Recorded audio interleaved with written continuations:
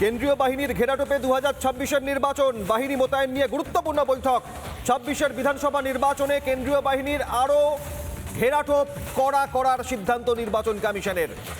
গতকাল শুক্রবার গুরুত্বপূর্ণ বৈঠক করেন চিফ ইলেকট্রাল অফিসার মুখ্য নির্বাচনী আধিকারিক মনোজ আগরওয়াল। আরও বিস্তারিত জানবো কি সিদ্ধান্ত, কি পদক্ষেপ করছে কমিশন, সহকর্মী অনুপম পাত্রের কাছে। অনুপম, 26-এর বিধানসভা নির্বাচনে কেন্দ্রীয় বাহিনী মোতায়েন, কেন্দ্রীয় বাহিনীকে কাজে লাগানো, সব মিলিয়ে কমিশন কিভাবে পদক্ষেপ করতে চাইছে?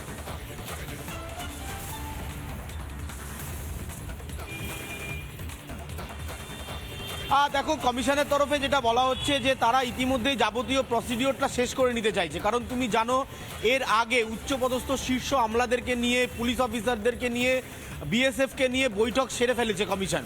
কিন্তু যেহেতু পশ্চিমবঙ্গে ভোট, সেই কারণে পশ্চিমবঙ্গের এই 294টা বিধানসভায় কিভাবে কেন্দ্রীয় বাহিনী ডিপ্লয়েড করা হবে, এই কেন্দ্রীয় বাহিনী কি ভোটের আগে আসবে, বিজ্ঞপ্তি জারি হওয়ার আগে আসবে, এসে কতদিন পর্যন্ত থাকবে, নাকি বিজ্ঞপ্তি জারি হওয়ার পর কেন্দ্রীয় বাহিনী আসবে, এবং কেন্দ্রীয় বাহিনী কিভাবে মোতায়েন করা হবে, কোথায় কত কোম্পানি কেন্দ্রীয় বাহিনী যাবে, এই যে যাবতীয় বিষয়ে একটা রূপরেখা তৈরি করতে হয়, সেইটা নির্বাচন কমিশন গতকাল মুখ্য নির্বাচন আধিকারিক মনোজ আগরওয়াল তিনি নোডাল অফিসারের সাথে কথা বলে গোটা বিষয়টি স্পষ্ট করে নিয়েছেন।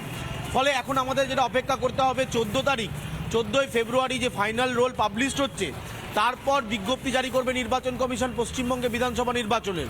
সেই নির্বাচনের বিজ্ঞপ্তি জারি হওয়ার আগে কেন্দ্রীয় বাহিনী, নাকি বিজ্ঞপ্তি হওয়ার জারির পর কেন্দ্রীয় বাহিনী। তবে কেন্দ্রীয় বাহিনীর ঘেরাটোপে যে আগামী বিধানসভা নির্বাচন হবে তা কার্যত স্পষ্ট হয়ে গেছে গতকালের বৈঠকে। এখন দেখতে হবে কত কোম্পানি কেন্দ্রীয় বাহিনী আনা হচ্ছে। গত নির্বাচনে যত কোম্পানি কেন্দ্রীয় বাহিনী ছিল, তার থেকে অত্যাধিক বেশি কেন্দ্রীয় বাহিনী। কারণ কমিশন এসআইআর প্রক্রিয়া করতে গিয়ে যেটা বুঝেছে যে বিভিন্ন জায়গায় কমিশনের আমলা, কমিশনের কর্তাদেরকে তৃণমূলের গুন্ডা বাহিনী তারা ঘিরে ধরছেন, কোথাও বিক্ষোভ দেখাচ্ছেন। ফলে নির্বাচনের সময় সাধারণ মানুষের কি অবস্থা হতে পারে, সেইটা মূলত কিন্তু কমিশন দেখতে চাইছে। এবং সেই কারণে দুটো বিষয় ট্যালি করে কমিশন যেটা জানাচ্ছে যে তারা ইতিমধ্যেই সেই বৈঠক সেরে ফেলেছে। এখন অপেক্ষা করা হচ্ছে বিজ্ঞপ্তি জারির।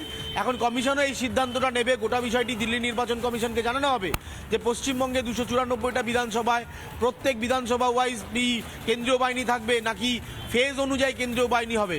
এর আগে আমরা দেখেছি 7 দফায় যখন 2021 সালে নির্বাচন হয়েছিল, তখন কিন্তু বিভিন্ন জায়গায় কেন্দ্রীয় বাহিনী ডিপ্লয়েড ছিল। এমনকি ভোট পরবর্তী হিংসাতেও কেন্দ্রীয় বাহিনী ছিল পশ্চিমবঙ্গে। ফলে এই ভোট পরবর্তী হিংসা এবং ভোটের আগে হিংসা, এগুলো কমিশন আটকাতে চাইছে, এবং সেই কারণে কেন্দ্রীয় বাহিনীর ডিপ্লয়েডের মাধ্যমে গোটা বিষয়টি স্পষ্ট করবে।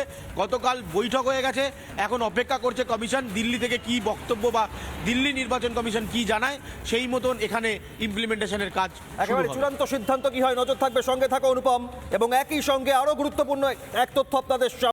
নানা ধরনের কন্টেন্ট দেখার জন্য লাইক করুন, শেয়ার করুন আমাদের ফেসবুক পেজ, সাবস্ক্রাইব করুন আমাদের ইউটিউব চ্যানেল।